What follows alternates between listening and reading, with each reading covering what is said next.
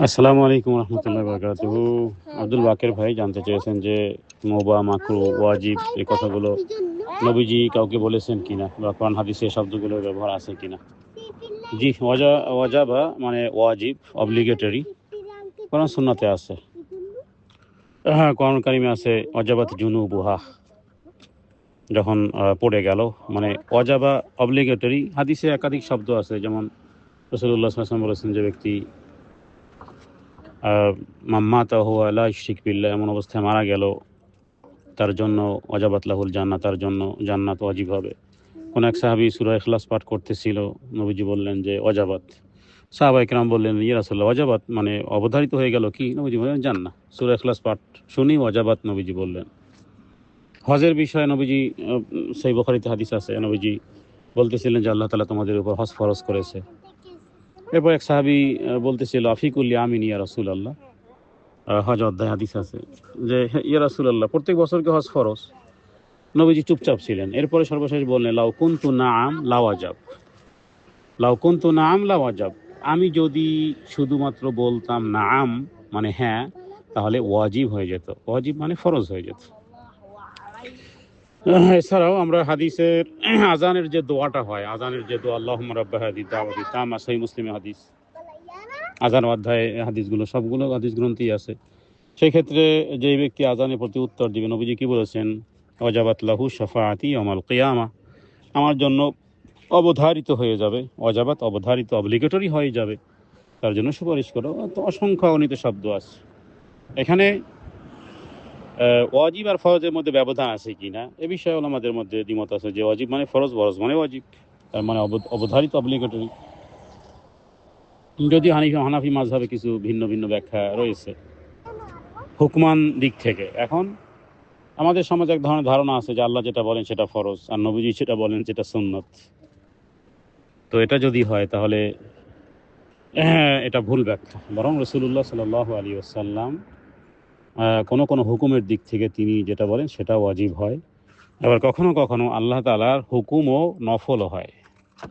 এর দলিল সূরা মুজাম্মিল। সূরা মুজাম্মিলে আল্লাহ তাআলা বলেছেন, কুমিল লাইলা ইল্লা কালিলা, ইয়া আইয়ুহাল মুজাম্মিল থেকে শুরু করে সূরা মুজাম্মিল পুরো আয়াতগুলোই দেখলে দেখা যাবে যে সেখানে আল্লাহ তাআলা নির্দেশ করেছেন যে রাত্রে কিছু অংশ জাগ্রত হওয়া, কিছু অংশ তেলাওয়াত করো। তো এটা আল্লাহর হুকুম, মানে দণ্ডায়মান হওয়া আল্লাহ তাআলা নির্দেশ করেছেন। যদি কেউ বলেছেন যে এটা আল্লাহ, এটা নবীর জন্য অবধারিত ছিল, উম্মতের জন্য মুতলাকান, তো একই তো কথা। তাহলে আল্লাহ নবীর জন্য এক হুকুম, উম্মতের জন্য, তাহলে আল্লাহ তাআলা হুকুমও যে নফল হয় তার দলিল হলো সূরা মুজাম্মিল। আল্লাহ তাআলা তাহাজ্জুদ সালাতের কথা বলেছেন যে রাতে কিছু অংশ জাগ্রত হও। তো শুধু মেজদাক যে নবীজি তা না, সবার জন্য। বিধায় তো কোরআন এবং হাদিসে সূরা সাজদার মধ্যে একাধিক আয়াতের মধ্যে বলা হয়েছে যে যাদের পৃষ্ঠদেশ আলাদা থাকে, তাতাজাফা জুনুবুহুম আনিল মাদাজি ইয়াদউনা রাব্বাহুম খাওফান ওয়া তামা। এ তো চিত্র, এই চিত্র তো তাহাজ্জুদের সালাতেরই চিত্র। তো তাহলে আল্লাহর আদেশ নফলও হয়। অন্যদিকে রাসূলুল্লাহ সাল্লাল্লাহু আলাইহি ওয়াসাল্লাম গাধার গোশত নিষেধ করেছেন, হারাম করেছেন। তো কোরআনুল কারিমে তো গাধার গোশত নেই, শুয়োরের গোশত আছে হারাম কোরআনুল কারিমে। কোরআনুল কারিমে আল্লাহ তাআলা মৃত্যু জিনিসকে হারাম করেছেন, অন্যদিকে মাছ মৃত্যু খাওয়া যায় কার কথায়? নবীজির কথায়। অতএব ওয়াজিব বা ফরজ আল্লাহর কথাতেও হয়, নবীর কথাতেও হয়। যেটার জন্য শাস্তি নির্ধারণ করা হয়েছে ওটাকেই এই ক্যাটাগরি, এই ভাগটা দেওয়া হয়েছে। এটা উম্মতের জন্য সহজ। কিছু পরিভাষা শব্দ যেমন মোস্তাহাব, মাকরুহ, এগুলো পরিভাষাগুলো মূলত হুকুমের দিক থেকে বলা হয়েছে, ক্যাটাগরি। যেভাবে করে ওলামায়ে কেরামগণ, মুহাদ্দিসগণ, হাদিস বেত্তাগণ হাদিসের ক্যাটাগরি বের করেছেন। নবীজি কোন হাদিসে বলেছেন যে আমার এই হাদিসটা সহিহ, আর অমুকটা হাসান, অমুকটা দয়ীফ, এরকমের কথা না। গবেষণায় তারা ক্যাটাগরি ভাগ ভাগ করে দিয়েছেন। তো এভাবে করে অনেকগুলো বিষয়, যেমন আমরা বলি আহলে সুন্নাত ওয়াল জামাত, আমরা তো নবী কি তার তার উম্মতদের কি বলেছেন এভাবে যে তোমরা আহলে সুন্নাত ওয়াল জামাত নামে তোমরা আখ্যায়িত হবে, তোমরা সালাফি নামে আখ্যায়িত হবে না। এটা বিভিন্ন সময় ক্যাটাগরি অনুযায়ী এই নির্ণয়টা করতে হয়েছে। যেমন নবীজি এই দুনিয়া থেকে চলে যাওয়ার পরই যে সমস্যাটা প্রথম দেখা দিল, সেটা হলো মুসলিম মুসাইলামাতুল কাজ্জাবের অনুসারীরাও মুসলিম দাবি করে, আর সাহাবীরাও তো মুসলিম। তখন সাহাবীরা বললেন যে এক কাজ করো, আমরা স্লোগান দেবো, কারণ তারাও আল্লাহ আকবরের স্লোগান দিচ্ছে। এখন বোঝা মুশকিল যে কে মদিনার মুসলিম আর কে মুসাইলামাতুল কাজ্জাবের মুসলিম। তখন তারা বললো যে আমরা আল্লাহ আকবর সাথে আমরা বলবো এই মুহাম্মাদি, আমরা হলো মুহাম্মাদি। তো এইভাবে করে বিভিন্ন সময়ে এই বিভিন্ন শিয়া সুন্নি বিষয়গুলো যখন এসেছে, তার মানে বিভিন্ন শব্দগুলো ওলামায়ে কেরামগণ দিয়েছেন সেটাকে আলাদা করার জন্য।